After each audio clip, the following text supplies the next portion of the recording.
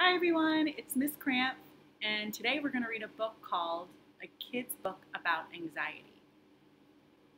Have you ever felt so nervous that you didn't know what to do? Do you ever feel like you can't calm down no matter how hard you try? This is a book about the difference between feeling nervous sometimes and having anxiety.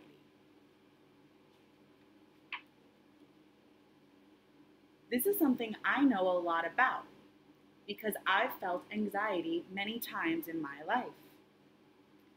The story I'm going to tell is about how hard it is to feel anxiety and how to build some skills if you or anyone you know ever feels this way. My name is Ross. I love recess, chocolate chip cookies, building blanket forts in my room, throwing a football with my older brother, and I'm always wearing my favorite Incredible Hulk t-shirt. I really like my friends and going to school. But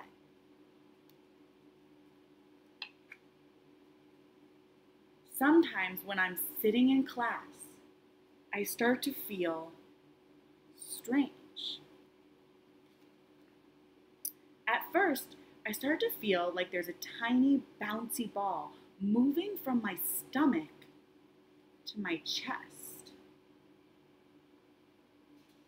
And as it moves up, it keeps getting bigger.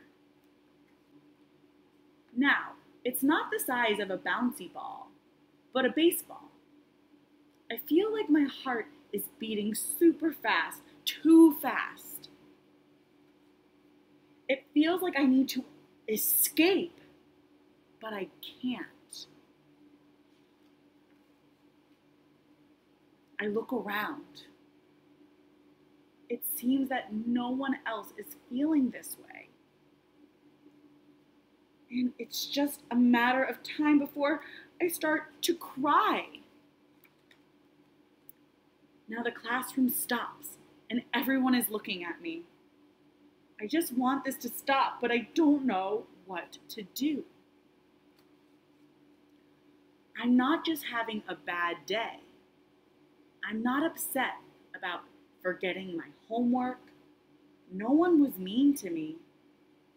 I'm not just nervous.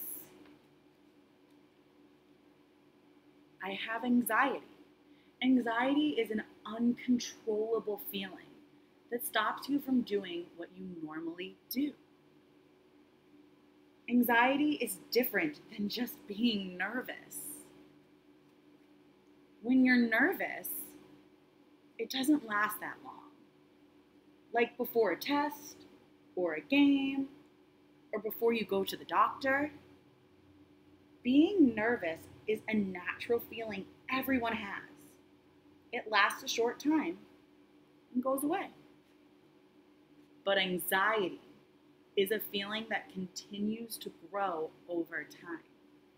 It makes you feel powerless, scared, overwhelmed, and frustrated. Anxiety makes kids' lives really hard. And anxiety doesn't just go away on its own. So let me tell my story again, but this time a little different. I still like cookies, sports, football, and the Hulk.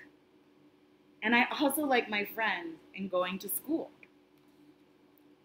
And sometimes when I'm in class, I start to feel that there's a tiny bouncy ball moving from my stomach to my chest. And as it moves up, it keeps getting bigger.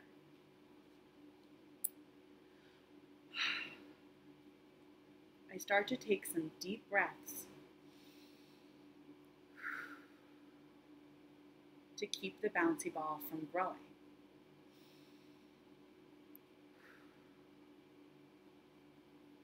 The breaths help slow it down, but now my heart is beating super fast. I close my eyes and try to focus on feeling my breath run through my chest. Let me give it a try.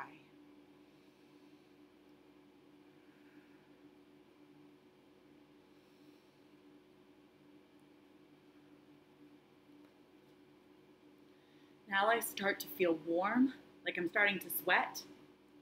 I focus on one spot on my desk. I stare at the spot and try to block out everything else that is happening. I feel like my heart isn't racing as fast and my body isn't as warm. But I'm not sure I can stop my anxiety.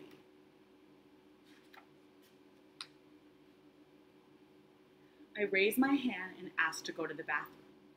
When I get outside of the room, I start to cry a little bit, but not as much as the other times. I walk to the bathroom and continue to take deep breaths. Eventually, I return back to class. After school, I tell my parents that I had to leave class because I couldn't stop my anxiety. My parents told me they support me doing what I need to take care of myself. Can you tell the difference between the two stories? In the first one, I didn't know what to do, and my anxiety takes over. But in the second one, I have some skills to help me with anxiety. I learned them from a counselor. It's someone I talk to about my anxiety who helps me learn how to make sure it doesn't get out of control. I'm learning to talk to people I trust about anxiety. I have anxiety at my friend's house, playing basketball, eating dinner with my family, alone in my room.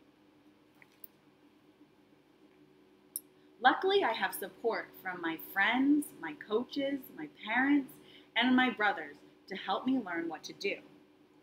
It takes a lot of practice for me to learn what to do to lessen my anxiety. I try to get better each time, and I make small steps.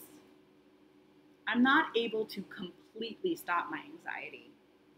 I'm learning how to identify when it happens and what to do to slow it down.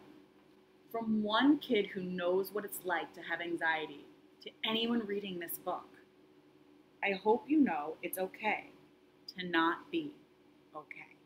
Now that you've read Ross's story, maybe you can share your own story.